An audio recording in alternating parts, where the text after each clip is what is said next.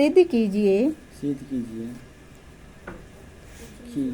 कि root under to एक अपरिमेय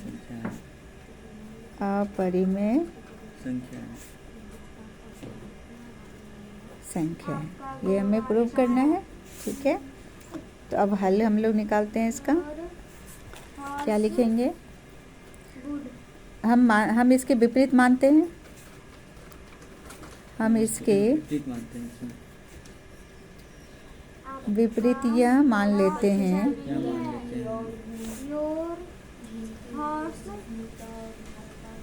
लेते हैं कि रूट अंडर टू एक परिमेय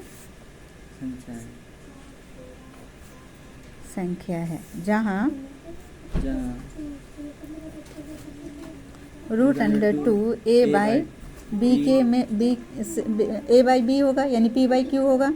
जहाँ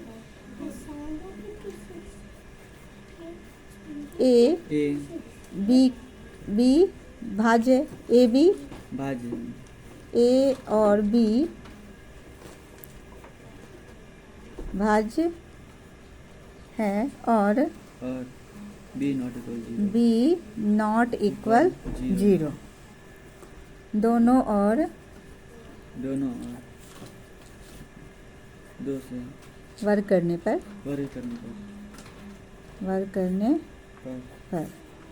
root under two equal to a square by b square. यहाँ क्या हो जाएगा? Two by a square by b square equal to, cross multiplication कर दो, 2b square equal to a square. अब यहाँ क्या हो गया? 2b square equal to a square. That means a square बराबर 2b स्क्वायर, ए स्क्वायर बराबर 2b square. अब यहाँ हम लिख सकते हैं, लिख लो, ए स्क्वायर बराबर क्या हो गया? 2b square.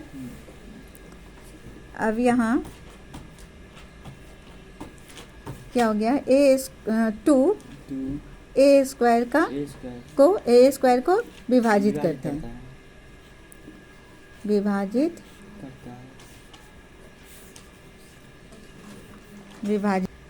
अतः हम लिख सकते हैं, इसलिए हम लिख सकते हैं क्या? अतः हम लिख सकते हैं कि a बराबर 2c, जहाँ c क्या है? एक पूर्णांक है। जहाँ c कोई इंटीजर है, पूर्णांक है, कोई पूर्णांक है। अब यहाँ क्या लिख सकते हो? A square equal to 2c square होगा। A square equal to 2b square, a square equal to 2b square equal to 4c square. Okay, b square equal to 4c square by 2। That means b square equal to 2c square b square by c square equal to 2। अब इसको क्या करेंगे? Square करने पर तो ये root under 2 हो जाएगा। इसको क्या करेंगे? स्क्वायर करने पर यहाँ क्या लिख सकते हैं? b by c equal to root under 2। यानी a और b का एक उभयनिष्ठ गुणनखंड